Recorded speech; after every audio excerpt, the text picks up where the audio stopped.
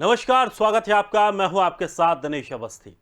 दुनिया के कई देशों में कोरोना वायरस का नया वेरिएंट सामने आने के बाद हड़कंप मच गया है। विश्व स्वास्थ्य संगठन ने इस नए वेरिएंट को B1.1.529 कहा है और इसे ओमिक्रॉन नाम दिया है। WHO ने इसे खतरनाक मानते हुए लोगों को आगाह किया है। इस हफ्ते पहली बार नए वेरिएंट की पहचान दक्षिण अफ्रीका में हुई। उसके बाद ये स्ट्रेन बोत्सवाना सहित आसपास के कई और देशों में फैल गया।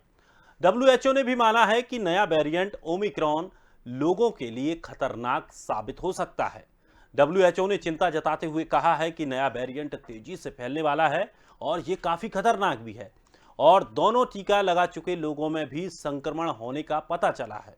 इतना ही नहीं, इजराइल में नए वेरिएंट से संक्रमित हुए एक व्यक्ति को कोरोना टीकों के दोनों डोजों के साथ तीसरी बूस्टर खुराक भी दी गई थी। वैज्ञानिक विश्लेषण कर रहे हैं और इस बात का पता लगाया है कि नया वेरिएंट डेल्टा सहित किसी भी अन्य वेरिएंट की तुलना में तेजी से फैल रहा है। ओमिक्रॉन ने कई स्पाइक प्रोटीन म्यूटेशन हैं और ये बेहद संक्रामक है। कोविड-19 महामारी आने के बाद से अब तक इसके कई वेरिएंट सामने आ चुके हैं। वैज्ञानिक भी कोरोना के अलग अलग वेरिएंट्स पर अपनी नज़र बनाए हुए हैं। कोरोना के नए वेरिएंट की खबरें आने के बाद लोगों की दिमागी परेशानियां बढ़ने लगी हैं और मन में कई सवाल भी उठ रहे हैं। डॉक्टरों और विशेषज्ञों की टीम ये मान रही है कि नया वेरिएंट ज़्यादा ट्रांसमिसिबल है और ये इम्यूनिटी को तेजी से मात देने में कुशल है। ये अब तक के किसी भी वेरिएंट से ज़्यादा खतरनाक है और ये कहा जा रहा है कि जिन लोगों ने वैक्सीन की खुराक के अलावा बूस्टर डोज भी ली थी उनमें ये संक्रमण पाया गया है। तो कितना खतरनाक है कोरोना का नया वेरिएंट और कैसे इससे निजात मिलेगी, इसी पर आज हम चर्चा करेंगे जाने माने चिकित्सा विशेषज्ञों के साथ और जानेंगे कि आखिर किस तरह इससे बचना है और कितनी इससे परेशानियां बढ़ने वाली हैं। चलिए, डॉक्टर करण पीपरे, पूर्व सुपरिटेंडेंट एम्स रायपुर से, डॉक्टर नरेंद्र सैनी, पूर्व जनरल सेक्रेटरी IMA, दोनों मेहमानों का बहुत बहुत स्वागत है। सबसे पहले मेरा सवाल डॉक्टर करण आपसे है, जिस तरह से जो नए वेरिएंट को लेकर के बात कही जा रही है, कितना खतरनाक ये साबित हो सकता है और वाकई हमारी चिंताएं कितनी बढ़ रही हैं? देखिए, मैं तो सबसे पहले समस्त भारतवासियों को और हमारे जो मीडिया कर्मी हैं, चिकित्सक हैं, पैरामेडिकल स्टाफ हैं, नर्स ऑफिसर्स और जो डॉक्टर्स हैं, अस्पताल में काम करने वाला एक एक सदस्य जितना महत्वपूर्ण कार्य किए हैं कोरोना के जो वायरस से जो जंग लड़ी है और उसमें पूरा हिंदुस्तान विजयी हुआ है, हमारी जीत हुई है और हमारे जो वैक्सीनेशन कार्यक्रम हुए हैं उसमें भी हम विश्व में अग्रणी हैं। और जैसा कि आपने प्रश्न किया कि जो डेल्टा वेरिएंट है, तो इसके पहले भी लगभग 6-7 महीने पहले मैं मीडिया से जुड़ा रहा। मैं न्यूज़पेपर्स और टीवी में सब कार्यक्रम और डॉक्टर से और हमारे चिकित्सालय महात्मा गांधी मेडिकल कॉलेज जयपुर में भी और रायपुर एम्स का भी एक्सपीरियंस है कि डेल्टा वेरिएंट ने इतना कोई नुकसान अभी तक हमको ना ही पहुंचाया है और ना ही किसी प्रकार से कोई ऐसा सीरियस हुआ है जिससे हमें भय होने की जरूरत है, क्योंकि जो हमारे यहाँ हिंदुस्तान के लोगों की जो इम्यूनिटी पावर है वो तो अच्छी है ही, साथ में समय समय पे जो 6-7 महीने से जो वैक्सीनेशन कार्यक्रम स्टार्ट होकर के और कंप्लीट होने में है 100% पहुंचने के लिए मेरे ख्याल से ज्यादा 10-15 करोड़ लोग और बचे हुए हैं और सेकेंड डोज के भी इसी प्रकार से कम हो रहे हैं। तो डेल्टा वेरिएंट से घबराने की जरूरत नहीं है। लेकिन सर, करण सर, लेकिन ये डेल्टा के बाद ओमिक्रॉन, इसको नया नाम दिया है स्ट्रेन ओमिक्रॉन, और ये इसकी जो खतरनाक वेरिएंट बताया जा रहा है और बहुत ज्यादा खतरनाक बताया जा रहा है ये। हालांकि जिन लोगों ने 2 डोज लिए उसके बाद तीसरा बूस्टर डोज भी लिया, उन लोगों में भी ये पाया गया है। उन लोगों में भी पाया गया, लेकिन उतना ज्यादा सीरियस नहीं होता है, वेंटिलेटर की आवश्यकता नहीं पड़ती है। बॉडी में 2-2, 3-3 डोज लेने के बाद में समस्त साइंटिस्ट कहते हैं और साइंस भी कहती है कि हमारा जो इम्यूनिटी पावर है वो बूस्ट अप होकर के उससे लड़ने के योग्य तैयार हो जाता है। तो इसीलिए मैं कह रहा हूं बार बार कि अब कोरोना से हमारे हिंदुस्तान की बात करें या विदेशों की भी बात करें तो बहुत सी कंट्री ऐसी हैं जो कोरोना फ्री हो गई हैं और कुछ लोग हैं जहां वैक्सीनेशन नहीं हुआ है या जो ट्रांसमिशन हो रहा है, लोग हवाई जहाज से यहाँ वहां से जो यात्रा करते हैं और कोई जो इन्फेक्टेड लोग रहते हैं उनके द्वारा एक देश का दूसरे देश में और एक नया वेरिएंट आ रहा है। क्योंकि मुझे जहां तक अनुभव है, मैं आप लोगों के साथ जुड़ करके और ICMR और दूसरे चिकित्सकों के साथ में जो चर्चा करते हैं, अल्फा आया, बीटा आया और डेल्टा आया, ब्लैक फंगस वाला आया, ये सब आए, लेकिन ये सब थोड़ा थोड़ा सा नुकसान करके लोगों को इन्फेक्शन करके और थोड़ा नुकसान किया है। लेकिन जब से हमारे हिंदुस्तान में वैक्सीनेशन हुआ और दूसरी ऑस्ट्रेलिया में, यूरोप में, अमेरिका में, इंग्लैंड में, तो यहाँ पे भी ये डेल्टा वेरिएंट के बाद में अभी ओमिक्रॉन का जो है उसका एक्सपीरियंस हमारे यहाँ किसी को नहीं है, साइंटिस्टों को भी अभी नहीं है, जब तक कि इससे इसकी जो रिपोर्ट नहीं आ जाती है रिसर्च होकर के कि ये कितना घातक है, इसमें वेंटिलेटर पहुंचता है आदमी कि नहीं, कि साधारण एंटीबायोटिक और एंटीवायरल ड्रग से ये अच्छा हो जाएगा, तब तक अभी किसी प्रकार की टिप्पणी करना उचित नहीं होगा, ऐसा मेरा मानना है। इससे हमें लोगों को, क्योंकि अब ये 2 साल हो रहा है, फरवरी में 2 साल हो जाएगा, फरवरी 2020 से हम लोग इससे लड़ रहे हैं और पूरा विश्व विजयी हो रहा है और अभी वैक्सीनेशन सभी जगह कंप्लीट हो रहा है, तो इम्यूनिटी बूस्टअप होते चली जा रही है। डरने की और भयभीत होने की जरूरत नहीं है।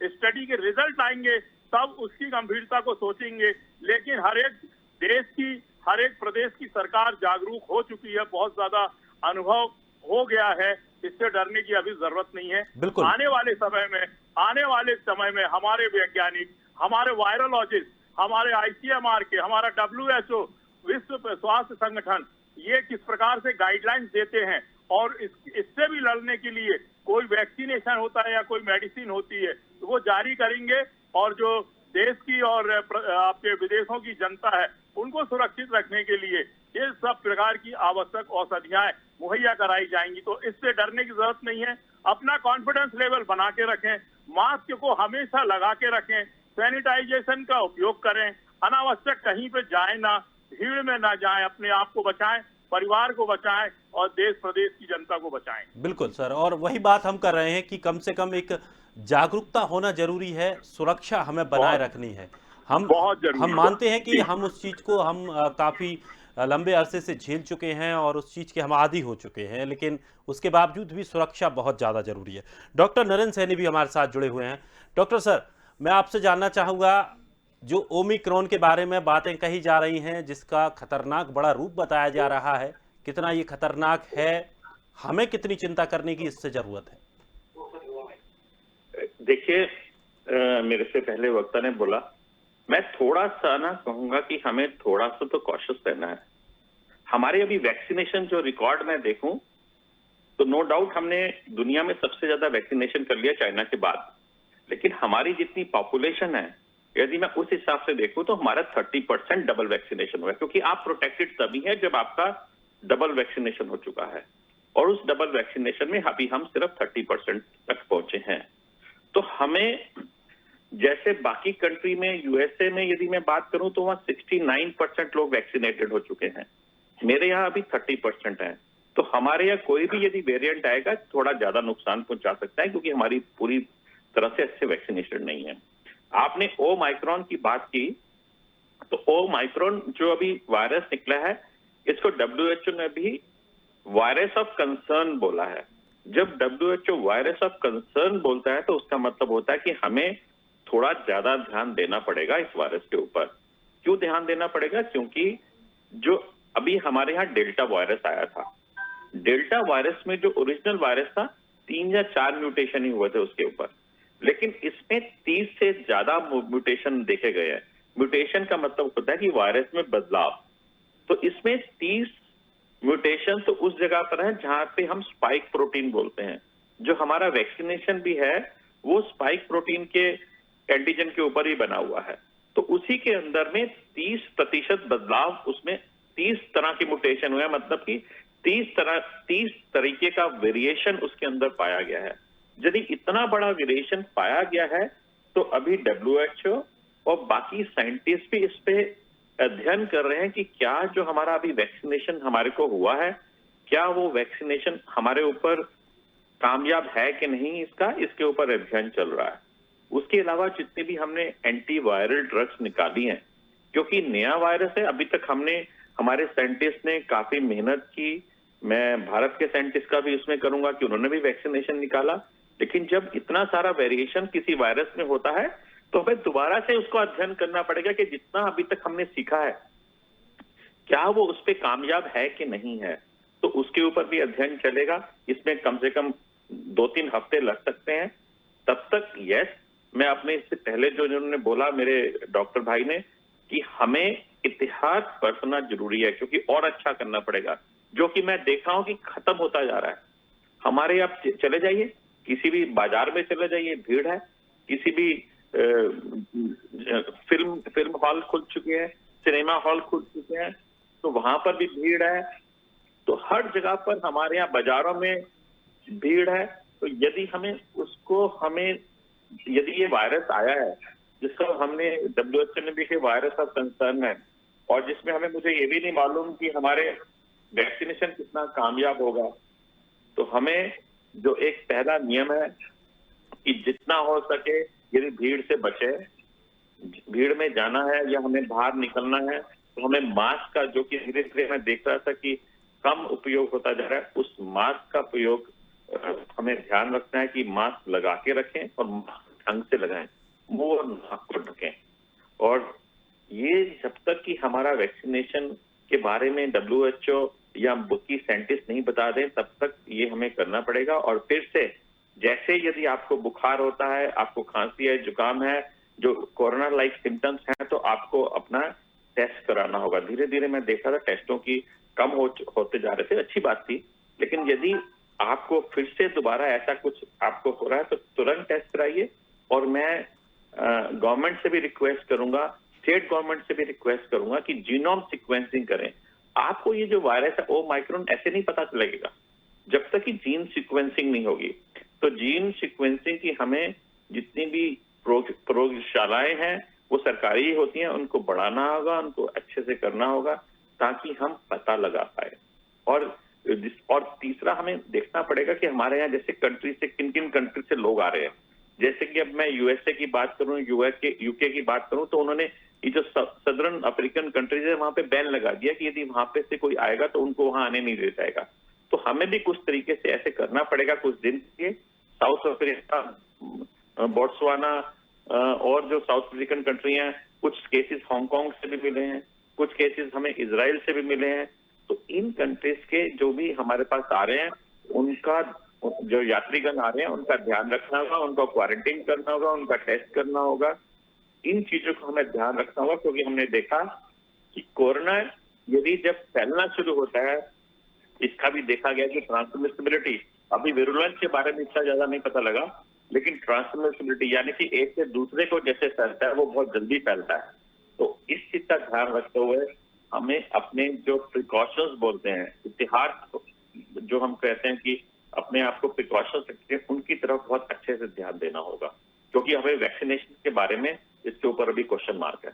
बिल्कुल। लेकिन सर इसमें एक बात और कही जा रही है कि जो दोनों डोज लगवा चुके हैं उनको भी संक्रमण होने का खतरा बना है इसमें, मतलब ये इतना प्रभावशाली। बिल्कुल सही कहा, मैं आपको इसमें बीच में टोक रहा हूँ, बिल्कुल, क्योंकि ये मैं इस बात पे बिल्कुल नहीं चाहूंगा कि जिनको दोनों वैक्सीनेशन हो चुके हैं वो बिल्कुल उनको नहीं हो सकता, क्योंकि WHO ने साफ लिखा है कि अभी हम ये नहीं कह सकते। यस, हो सकता है वो प्रोटेक्टेड रहे, लेकिन ये अभी बिल्कुल नहीं कह सकता, क्योंकि जितने तरह के इसमें म्यूटेशंस आए हैं, डेल्टा वायरस में भी इतने म्यूटेशन नहीं थे। इसके अंदर टोटल मिलाकर 50 म्यूटेशंस हैं और 30 म्यूटेशन उसी जगह पे है जहां पर हम वैक्सीनेशन जिस आधार पर बना रहे हैं। तो इतने आधार पर वैक्सीनेशन बना रहे हैं। फाइजर, जो मॉडर्ना, हमारे कोविशील्ड वाले साइंटिस्ट जिन्होंने ये वैक्सीनेशन बनाया है, उसके ऊपर अभी अध्ययन कर रहे हैं।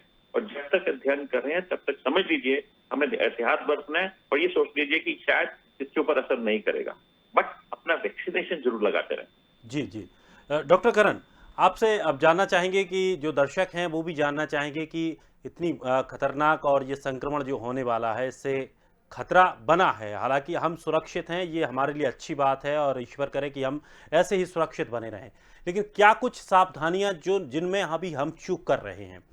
जैसा कि सर ने बताया, अभी सैनी सर ने बताया कि मास्क को लेकर हम उतने गंभीर नहीं रहे जितना कि शुरू में जो हमारी स्थिति थी। आज के समय में भीड़ भाड़ बहुत है, उस भीड़ भाड़ में ज़्यादा से ज़्यादा 20-25% लोग ही मास्क का प्रयोग कर रहे हैं, तो कितनी सावधानियां बरतनी अभी हमें जरूरी है?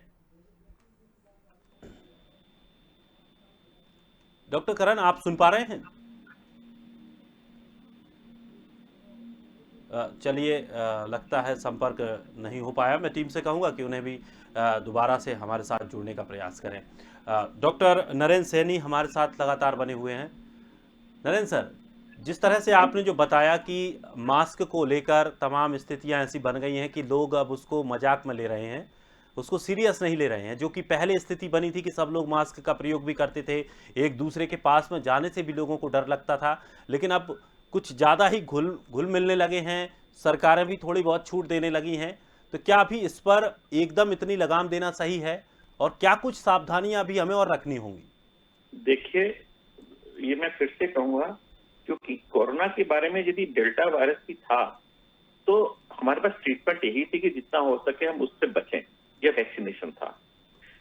तो ये कहना कि अभी साउथ अफ्रीका में आया है, अभी हमारे यहाँ पहुंचेगा नहीं पहुंचा, हमारे यहाँ तो कोई केस निकला, ये अभी कहा नहीं जा सकता, क्योंकि हमेशा देखा गया है कि जितने हम केस सोचते हैं, जैसे अभी सोच रहे हैं कि हम साउथ अफ्रीका में 100 से अधिक केस होंगे, लेकिन जो हम सोचते हैं उससे कहीं ज्यादा जब हम उनको टेस्ट करेंगे तो कहीं ज्यादा मिलेंगे।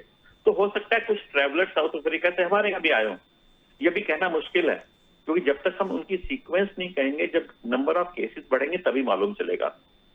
हाँ, बिल्कुल सही था, जब हमारे यहाँ केसेस कम हो रहे थे तो बिल्कुल ठीक था, क्योंकि इकोनॉमी भी एक सबसे बड़ा होता है। हम सब जो जिस जिस जिस देश में रह रहे हैं, जिस जगह पर रह रहे हैं, वहां हमें काम भी करना है, सब कुछ करना है, तो समय रहते हुए कुछ चीजों को खोलना भी पड़ता है। तो सरकार के कदम वो ठीक थे, क्योंकि हमारे यहाँ ट्रांसमिशन रेट बहुत कम हो गया था। फॉर्चुनेटली हम डेल्टा वायरस से पहले ही हमारे को हो चुका था, तो हमारा ट्रांसमिशन रेट बहुत कम हो गया था। तो बिल्कुल है, बाजार भी खुलने थे, सिनेमा हॉल भी खुलने थे, स्कूल भी खुलने थे, जो कि खुले। लेकिन जब अब हमें मालूम चल गया है कि एक नया वेरिएंट आ गया है जो कि दिखने में, समझने में बहुत ज्यादा खतरनाक लग रहा है, तो हमें फिर से जो हमारे प्रिकॉशंस के मेजर्स हैं, बाकी नहीं मैं कहूंगा कि आप बंद कर दीजिए, अभी लॉकडाउन कर दीजिए, ये कोई समय नहीं आया, लेकिन कम से कम प्रिकॉशन का समय तो आ गया, जब हमें दुनिया को पता लग गया कि एक नया वेरिएंट आ चुका है। और उसको, क्योंकि आज की तारीख में ग्लोबलाइजेशन हो चुका है, कोई कंट्री दूसरी कंट्री से अलग नहीं है, क्योंकि इतना व्यापार होता है, इतने लोग इधर उधर आते जाते हैं कि ये कहना कि हम साउथ अफ्रीका से बहुत दूर है, हमारे यहाँ नहीं पहुंचेगा, ये एक गलत बात होगी। अब ये वेरिएंट हमारे यहाँ कभी ना कभी तो पहुंचेगा, तो उससे पहले ही यदि हम प्रिकॉशंस ले लेंगे तो उसके आगे बढ़ने के चांसेस कम हो जाएंगे। तो इसलिए हम लोगों को वही मास्क का इस्तेमाल करना है। सबसे बड़ी बात मैं कहूंगा, अपना वेंटिलेशन को सुधारें। यदि आप वेंटिलेशन में है तो हमारा वेंटिलेशन में ताजी हवा आने का साधन होना चाहिए।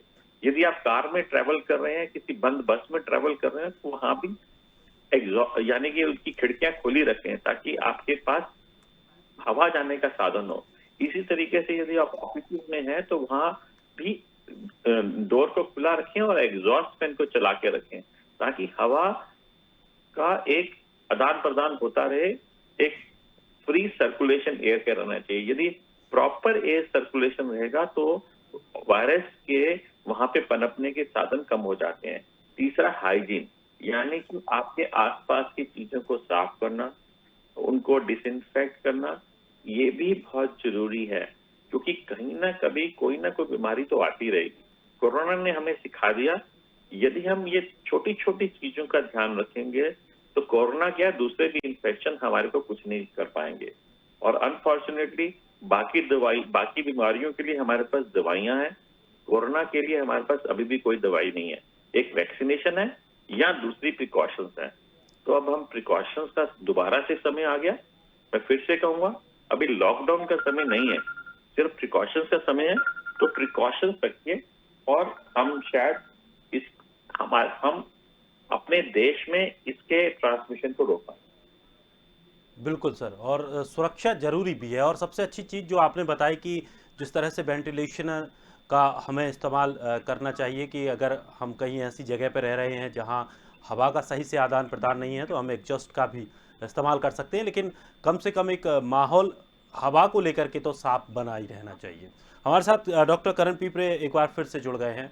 डॉक्टर करण, जी। जिस तरह से तमाम जो इसको लेकर के उपाय बताए जा रहे हैं, अभी सर ने भी बहुत अच्छी कुछ चीज़ें बताई, मुझे लगता है दर्शकों के लिए वो काफ़ी फ़ायदेमंद हो सकती हैं, उनका इस्तेमाल हम कर सकते हैं कि इस तरह के जो संक्रमण हैं उनसे बचने के लिए।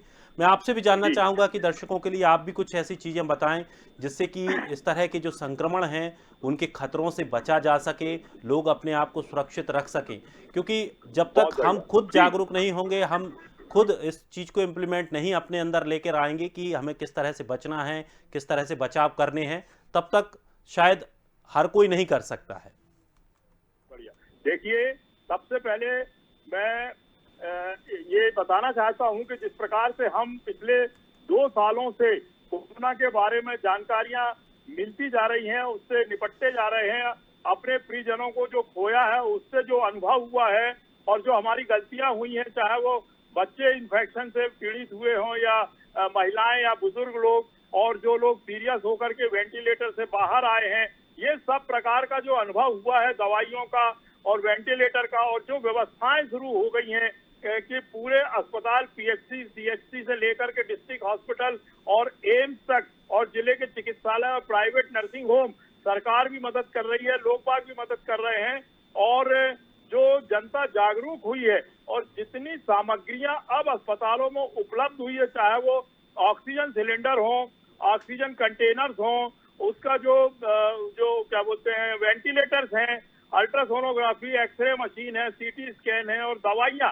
और स्टाफ की संख्या भी जो बढ़ी है, तो किसी भी प्रकार से डरने की जरूरत तो नहीं है। मैं तो सबसे पहले इसी बात को कहूंगा कि हर आदमी अब इस प्रकार से रह रहा है अभी इस समय, जैसे पिछले 1-2 साल पहले कुछ हुआ ही नहीं था।